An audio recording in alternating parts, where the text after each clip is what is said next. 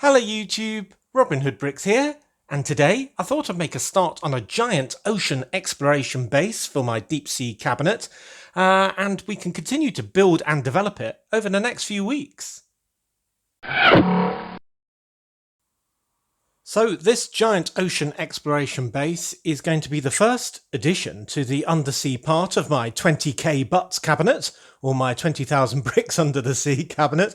Bit of an unfortunate acronym there, because so far all I've done is surface-based stuff on the very top level, and that's been ships largely with hulls that go on the other side of the glass held on with magnets. I've also done an oil rig and even a leaping majestic whale who looks absolutely fantastic. But I think it's about time we started going down yet another level and building on the main underwater level. In total there will be 4 levels: the surface water, this main one that we're going to be building on today, and then even deeper and even deeper than that underneath. So for this deep sea ocean exploration base, I'm going to be using set 60265 as the basis for it, because I think it's a really good looking set. I mean, we've got lots of different modules, lots of different action going on with cranes and submarines and rovers and all the rest of it. So I think it looks really good. So I think the first thing to get going on with this is to build the base set and kind of see what we've got to work with. Good. There's the main set built, and doesn't it look absolutely fantastic already? I just love the yellow and red colour combination with this dark blue accent colour as well. It just really looks very swanky indeed. It'll really pop against a grey sort of backdrop of my cabinet and look absolutely fantastic. And first of all, I thought that 3 domes was kind of a bit too much for all the glassware, but you know what? I really like it now, actually. I think it looks kind of very futuristic and interesting now. So I'll give you a very quick tour of the set because there's so much going on. You could easily miss something. But essentially, the whole setup is modular in that we've got these bits that can pull off each side and indeed off the front to leave this central sort of hub. And I think that looks really nice with all these modern sort of space age doors that are actually part of that space station that I've got stuck to the ceiling of the Lego room. But you've got this fan on the top of the central section. I'm not entirely sure what that's for. It can't really be ventilation, can it? Putting air into the water. It definitely shouldn't be for putting water in, so I don't know how that would work anyway.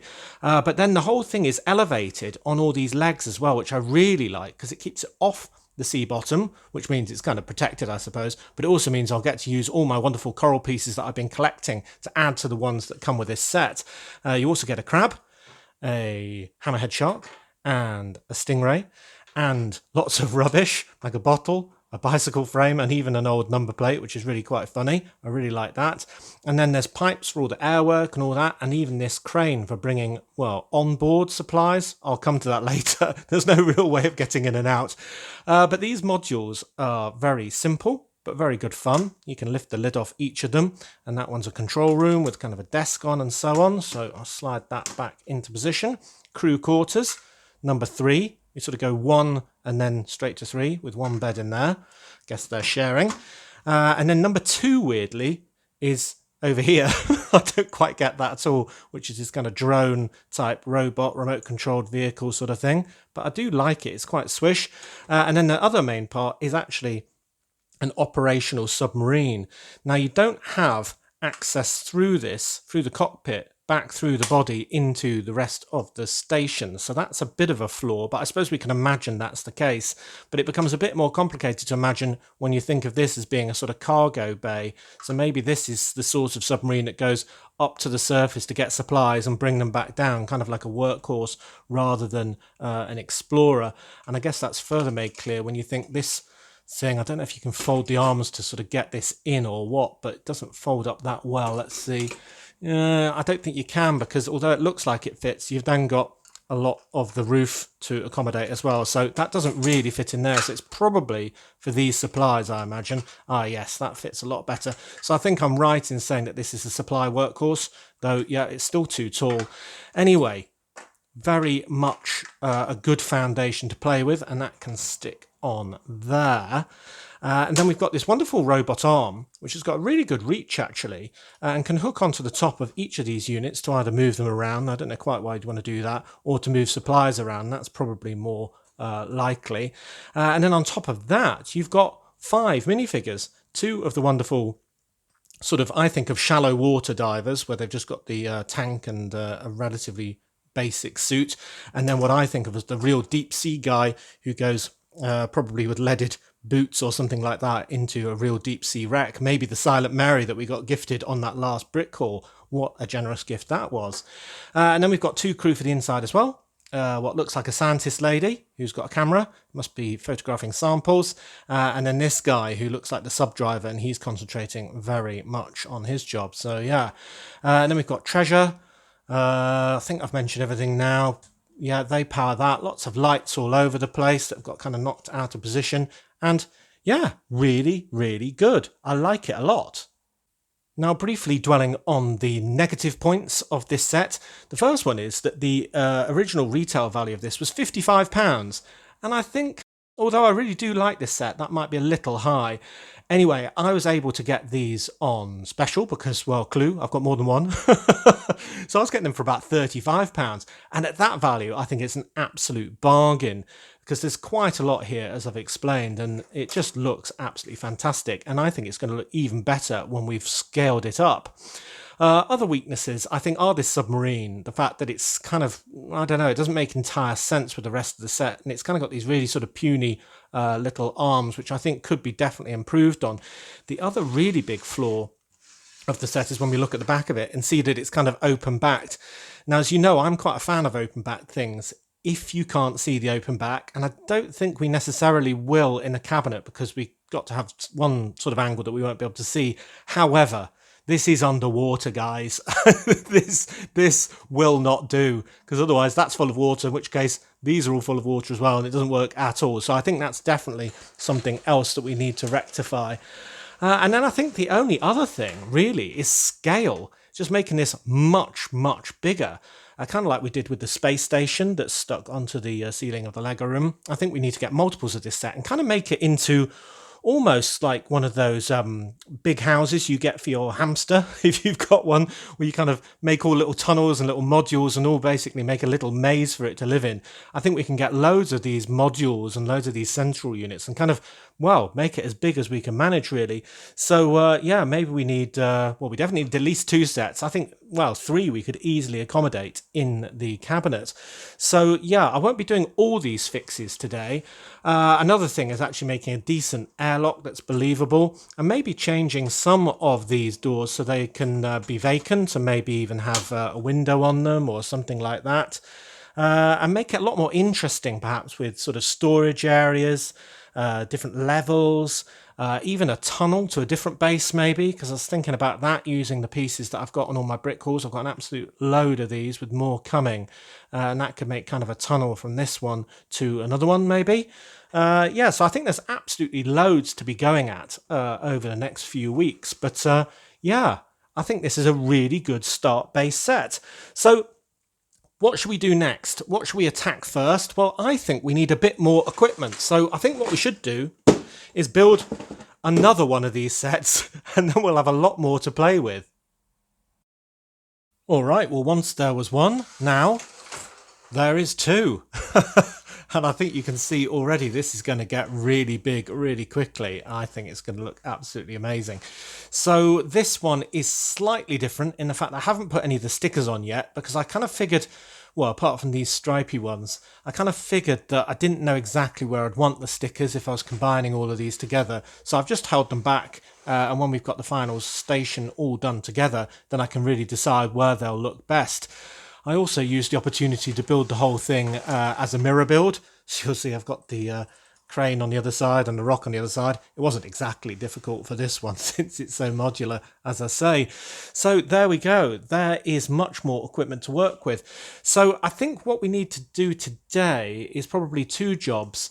One, use extra bricks to kind of block in the backs, but also join these 2 things together. And I guess if I just move all these little bits out of the way, there's a few ways we could do that. Firstly, and probably easiest, would be to do them back to back and make a very sort of flat station like that that's kind of symmetrical. But I think that's a bit boring, partially because, well, it's all on one level, and secondly because, well, it looks exactly the same as the space station I keep mentioning. That's pretty much what we did there.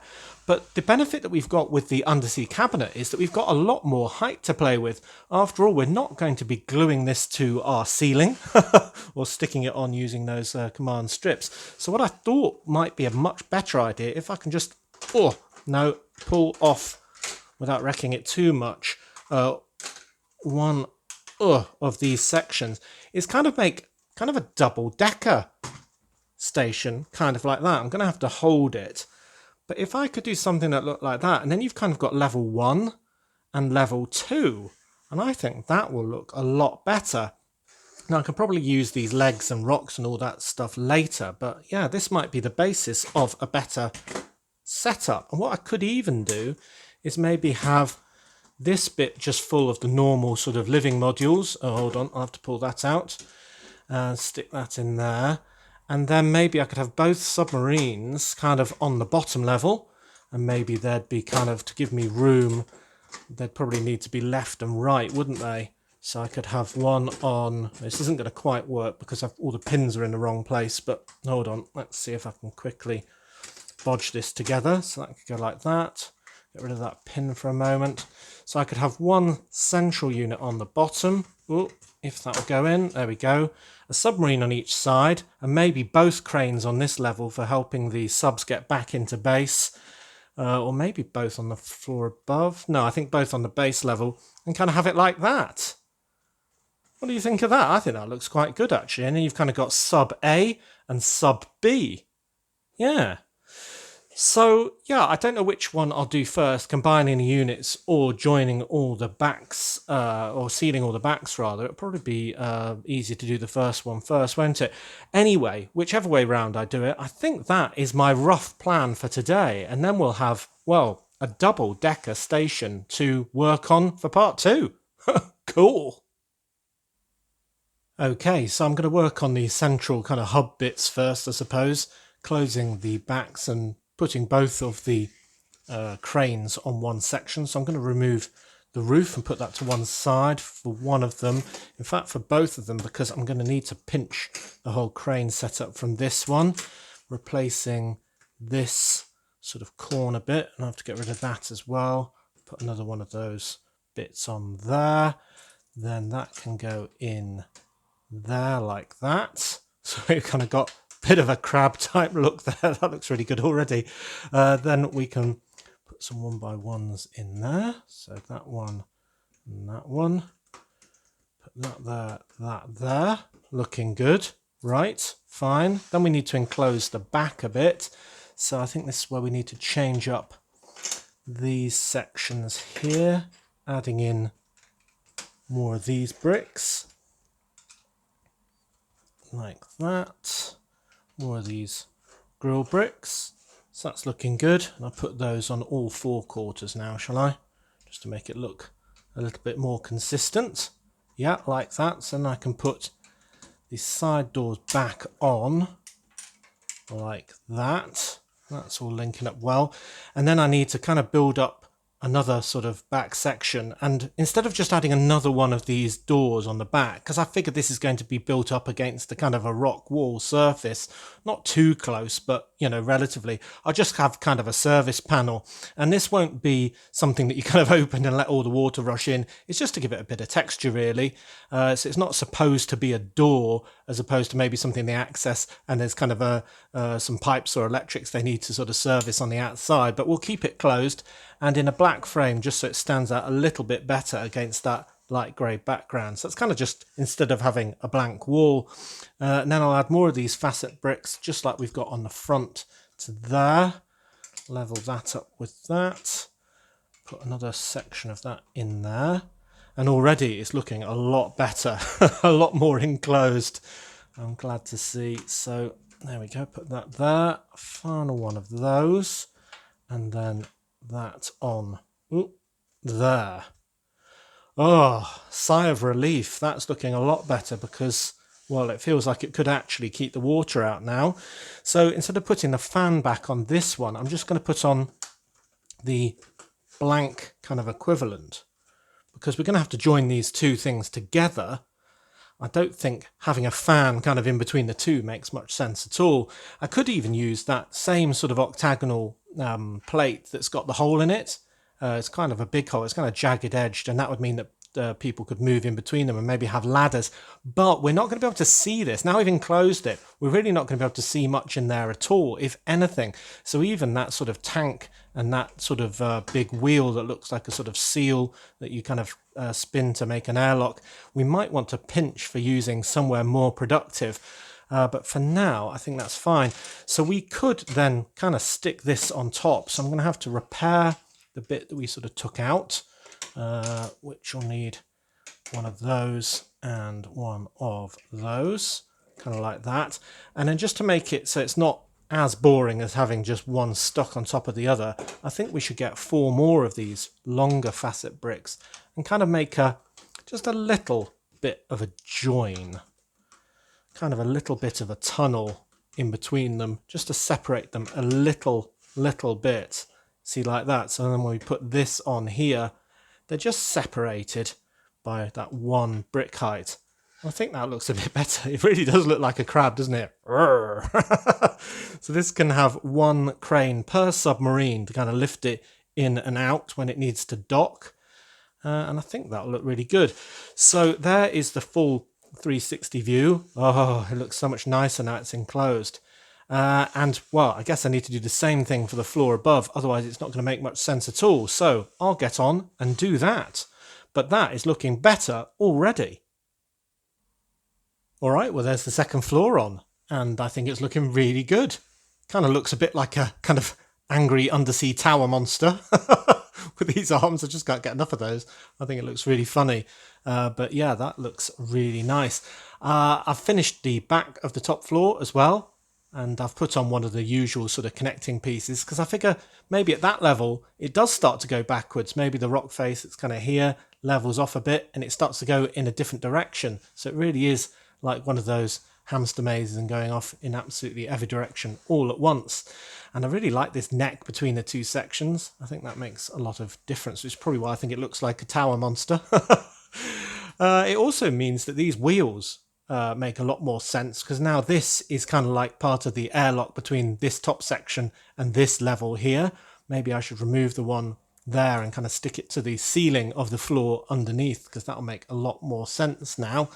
But yeah, that's looking really good and really, well, full of possibilities, effectively, isn't it? I mean, where do we go from here? Now, one thing I thought was that although these units can kind of be clamped on in all different ways and all that, it might be that some don't have anything clamped on them at all. So I kind of figured that we might want to actually remove one of these and kind of create a fake one that's got a window on, because when it's actually exposed to the water, well, we can't use one of these pieces because all the water will rush in, of course. So I thought maybe we could kind of build one of these out of normal bricks. And the way I'll do that is by kind of replicating its shape, essentially, and have the middle section made up of these windows and have the sides like that. And this would sort of infer that basically when the pods that were all over the underwater station were removed, this is what would be presented to the world, but this is the only one that's vacant at the moment, and therefore this is the only one we can see the windows on. So that is exactly the same size as that, and from the sides and the sort of other angles it'll look pretty much identical, but when it's on the front it'll look quite different. And I figure that these modified bricks here with a kind of bar on the middle would be kind of the fixing point, so when something was attached it would kind of clamp on, and that's how it'd hold on so tightly. So when we put this in here as kind of a window, I'm pulling it apart to get it in, but nonetheless, there we go. If I put that in there and then put that back and this back and this back, then it just kind of looks even more like the units are all interchangeable, because we have one on here, maybe one on the back, and this one is currently vacant, and we can have a minifigure there looking in. And the good thing is as well, we can actually see that yellow wheel for the airlock between two sections as well. So yeah, I think when we make this even bigger, I might have a couple of these just sort of randomly about, just to show that the station is kind of dynamic and can be configured in loads of different ways. So now I think we can put on the lid with the fan. You'll have to tell me if you know why this would have a fan on the top. I mean, it can't be for water in. If it's air out, maybe it's just to get rid of old air, but I would have thought they wouldn't just be venting carbon dioxide into the water. I don't really know. But anyway, let me know about that. Then we can have a quick mock-up of how this might look by adding everything back. Hopefully everything will fit quite smoothly. Now I've been playing with it, it might all sort of not have the clearance, I suppose. So we'll have one unit on the front of the bottom. So that's quite similar to how we had it before, with Submarine A and Submarine B on the kind of launching floor, I suppose. Then nothing on the front, of course. Then suspended in kind of mid-air now, because we don't have the kind of supporting track that we had before.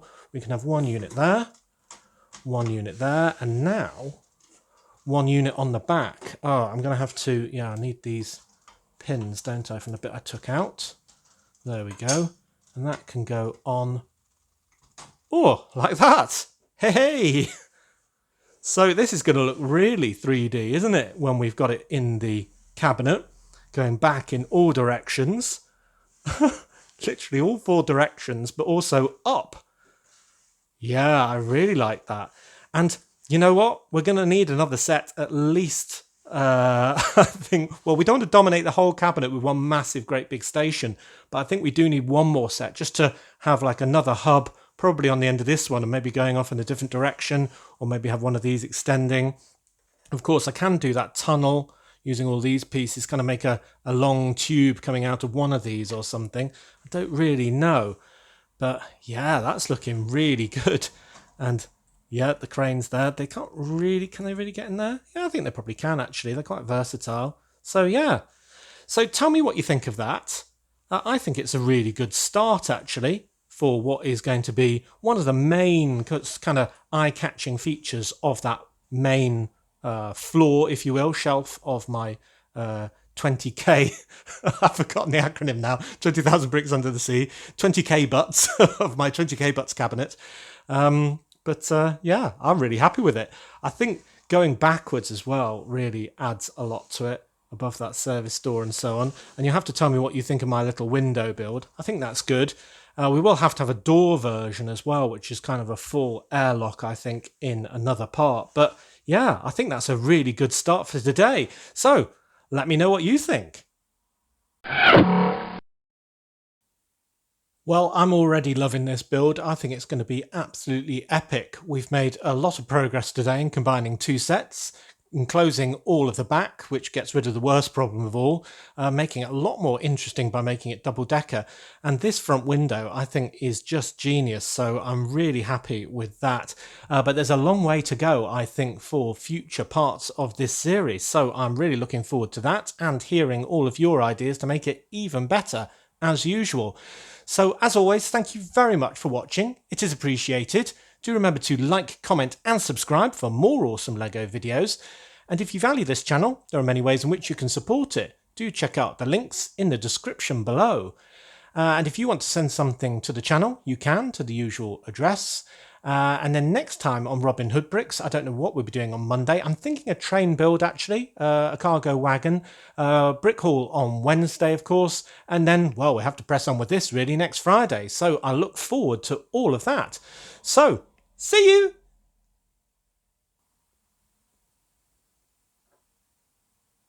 Yummy! Num num num num num num num num num num num.